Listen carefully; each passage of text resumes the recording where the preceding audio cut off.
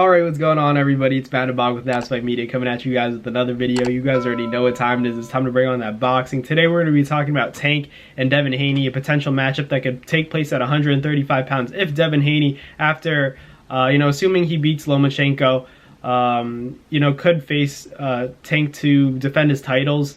He's obviously undisputed at 135 pounds, and I'm excited to see if he could beat Lomachenko. I think he does it. Not easily, but I think he wins a unanimous decision. He cruises to it. I see Loma giving some tough rounds, maybe landing a few big shots, using his feet, his angles to put Devin in trouble at some moments, but I think Devin's smart enough to recover, and I think he's just physically too big for Loma. So I'm personally going to pick Devin by unanimous decision in that one over Lomachenko, but it's a sport of boxing. If anyone can do it, it's Lomachenko. He's very talented. I'm just concerned about the age, the size. It just seems like a good matchup for Devin at this point in his career. But let's get into Tank versus Devin, because that's a fight down the line, assuming that Devin beats Loma, and it's not an easy fight. You can't look past him, but we're gonna do it because we're not actually Devin Haney. He's obviously focused on Lomachenko, but let's just talk about a hypothetical matchup that I think is going to happen. It has to happen. It's one of the biggest fights to make in boxing that are left, aside from the Ryan Garcia versus Tank, because that already happened. This is probably the fight to make in boxing between Devin Haney and Tank.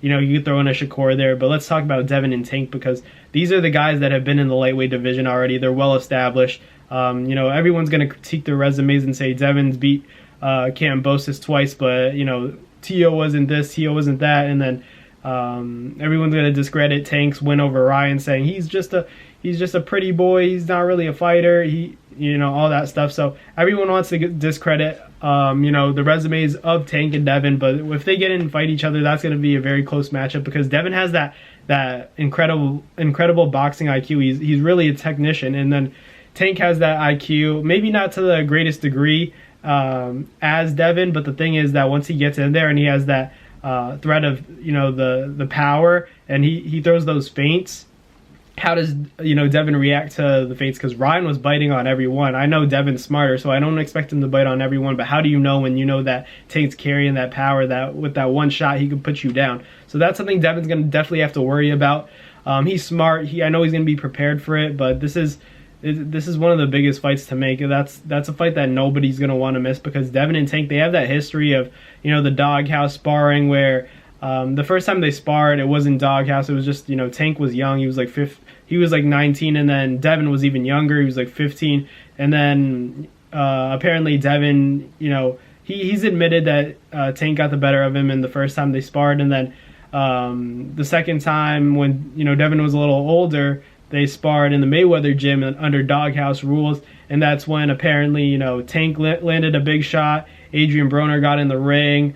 They continued, and then Tank wasn't in good shape, and then Devin got the better of him. So that's the way it went. So, but then again, it's sparring, but that kind of sparring is like more competitive than your average. Let's get some good work in type of sparring. So you can take what you want from it. I don't take anything away from it, because I feel like they're evolved fighters by a great amount of progress that they both put in. So I don't think they're the same fighters that they were years back, 5, 10, whatever, how long ago it was between both sparring sessions. So Devin and Tank, I think that Tank's gonna have to be very sharp.